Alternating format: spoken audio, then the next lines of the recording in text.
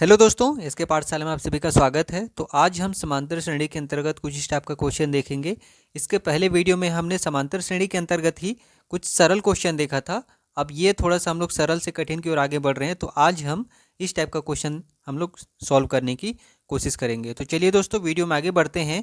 और आगे बढ़ने से पहले आप सभी से रिक्वेस्ट है कि अगर चैनल में नए हैं तो प्लीज़ चैनल को सब्सक्राइब कर लीजिए और प्लीज़ वीडियो को लाइक करें और ज़्यादा से ज़्यादा शेयर करें। तो चलिए दोस्तों, वीडियो में आगे बढ़ते हैं।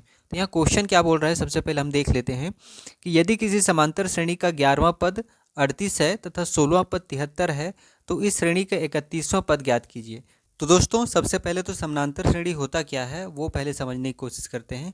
तो समांतर श्रेणी मतलब कि ऐसे श्रेणी जिनके सभी पदों के बीच में समान अंतर हो। जैसे कि यहाँ पे एक श्रेणी लिख रहा हूँ, 2, 4, 6, 8 और 10। ठीक है, ये एक श्रेणी है। अगर देखेंगे तो इनके बीच में सभी में दो दो का अंतर है, दो दो का अंतर है।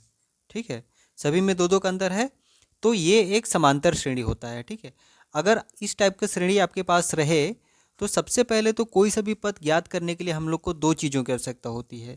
पहला तो प्रथम पद। ठीक है, प्रथम पद मतलब होता है जिसको ए से डिनोट करते हैं। ठीक है, और दूसरा होता है सर्वांतर,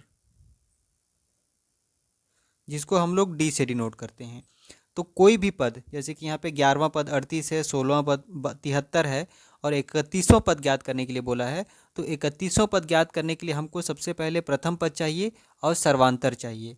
जैसे कि यहाँ पे ये जो है ना, ये प्रथम पद है। सर्वांतर मतलब कि इन सभी पदों के बीच में जो अंतर है, जैसे कि दो दो का अंतर है ना, तो ये होता है सर्वांतर। ठीक है, तो यहाँ पे सर्वांतर कितना हो जाएगा, 2।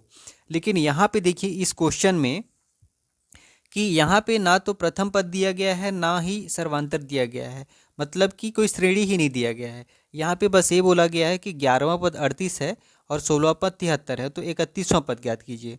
ठीक है दोस्तों, तो यहाँ से हम लोग को सबसे पहले प्रथम पद निकालना पड़ेगा, फिर सर्वांतर निकालना पड़ेगा। जब ये दोनों निकल जाएगा तो हम आसानी से 31वां पद ज्ञात कर सकते हैं। तो उसको निकालते कैसे हैं वो चलिए स्टेप बाय स्टेप देखते हैं। तो यहाँ पे देखिए हम लोग को दो क्लू दिया हुआ है।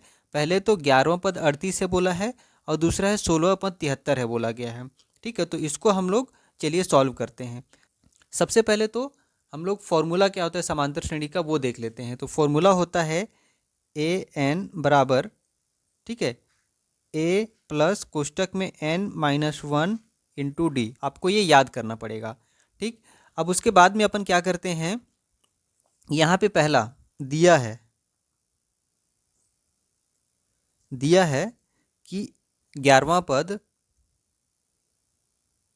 बराबर 38 है। ठीक है, तो हम लोग को इसी सूत्र में पुट कर देना है। यहाँ पे देखिए तो ए, अब एन का मतलब पदों की संख्या होती है, तो ए 11। ठीक है, ए 11 बराबर ए प्लस एन, मतलब कौन सा पद पूछ रहा है, 11वां पद, तो 11 लिख देंगे -1, और हम लोग को डी का मान पता नहीं है। इसको हम आगे सॉल्व करते चलते हैं। तो यहाँ पे देखिए ए 11 मतलब 11वां पद 38 है, तो यहाँ पे 38 लिख सकते हैं। और यहाँ पे ए प्लस 11 में से 1 घटाएंगे तो कितना बचेगा, 10, और ये डी वैसे उतर जाएगा। ठीक है, इसके बाद हम इसको सॉल्व नहीं कर सकते, तो हम लोग ये समीकरण 1 मान लेते हैं दोस्तों। ठीक है, उसी प्रकार से हम लोग देखते हैं कि 16वां पद का मान 73 है बोल रहा है। तो यहाँ पे हम लोग क्या कर सकते हैं, ए 16 बराबर ए प्लस 16 माइनस 1 और डी। ठीक है, हम लोग यही वाला फॉर्मूला में पुट कर रहे हैं, इसी वाले फॉर्मूले में हम लोग इसको भी पुट कर रहे हैं।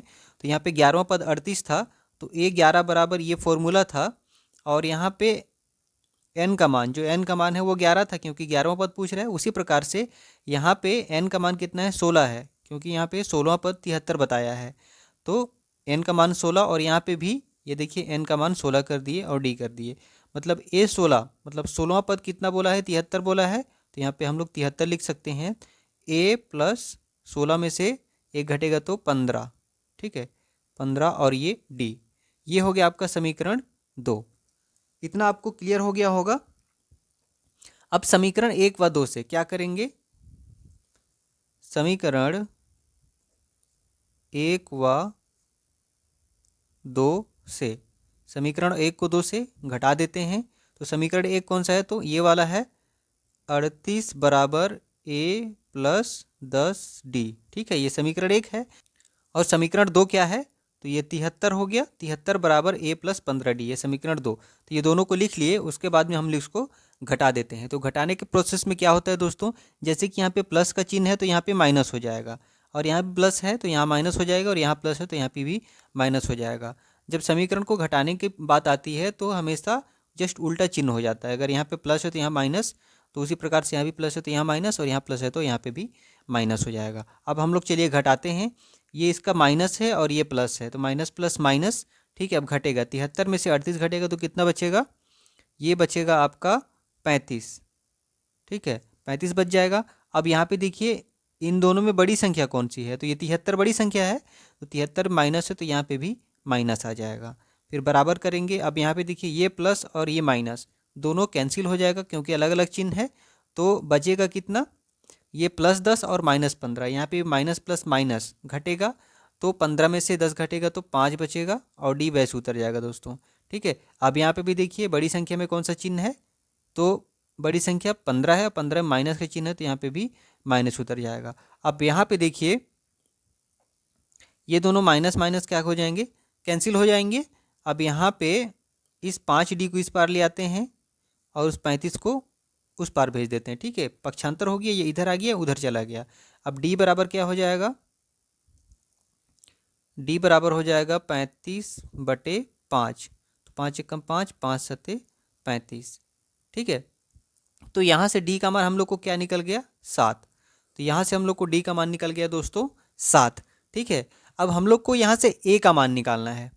तो अगर हम लोग d के मान को ही समीकरण, ये दोनों समीकरण है मान के चलिए, ये पहला समीकरण ये दूसरा समीकरण है, ऊपर देखते हैं तो यहाँ देखिए ये समीकरण 1 है और ये समीकरण 2 है। इन दोनों समीकरण में से किसी एक में भी अगर d का मान रखेंगे तो हम लोग को यहाँ से a का मान निकल जाएगा। तो चलिए इसी में रख लेते हैं हम लोग, 38 बराबर, यहाँ पे पहले लिख लेते हैं d का मान समीकरण 1 में रखने पर, ठीक है, पर रख लेते हैं। तो समीकरण 1 क्या है, ये है 38 बराबर a प्लस 10d। अब यहाँ पे 38 वैसे उतर जाएगा, बराबर a प्लस 10 गुणित d का मान क्या निकाले हम लोग, यहाँ पे देखिए 7 निकाले हैं, तो यहाँ पे 7 लिख देंगे। तो 38 बराबर a प्लस 10 सत्ते 70 हो जाएगा। तो 38, अब यहाँ पे देखिए a इसी पार रहने दीजिए, ठीक है, ये इसी पार रहने देते हैं। 70 को इस पार ले आते हैं तो ये प्लस में है तो इधर आके माइनस हो जाएगा, -70 हो जाएगा, बराबर a बचेगा वैसे ही। अब 38 में से 70 में से 38 घटाएंगे तो कितना बचेगा, आपका बचेगा 32, ठीक है दोस्तों। लेकिन यहाँ पे देखिए ये बड़ी संख्या में माइनस चिन्ह है तो यहाँ पे भी माइनस हो जाएगा, तो a बराबर 32 आपका आ गया। तो a का मान कितना हो गया दोस्तों, -32, a बराबर -32 हो गया। तो अब हम यहाँ से देख सकते हैं कि हम लोग को a का भी मान निकल गया है और d का भी मान निकल गया है। और मैंने क्वेश्चन की सबसे शुरुआत में बताया था, यहाँ पे देखिए कि हम लोग को किसी भी पद को ज्ञात करने के लिए प्रथम पद और सर्वांतर अगर मिल जाए तो हम लोग कोई भी पद निकाल सकते हैं। तो ठीक है, अब हम यहाँ पे नीचे देखेंगे तो यहाँ पे सर्वांतर भी निकल गया, मतलब d भी निकल गया है, और प्रथम पद जो है वो a भी निकल गया है, मतलब -32 है। तो हम लोग को क्वेश्चन में क्या पूछा है, क्वेश्चन में पूछा है कि 31वां पद ज्ञात कीजिए, ठीक है।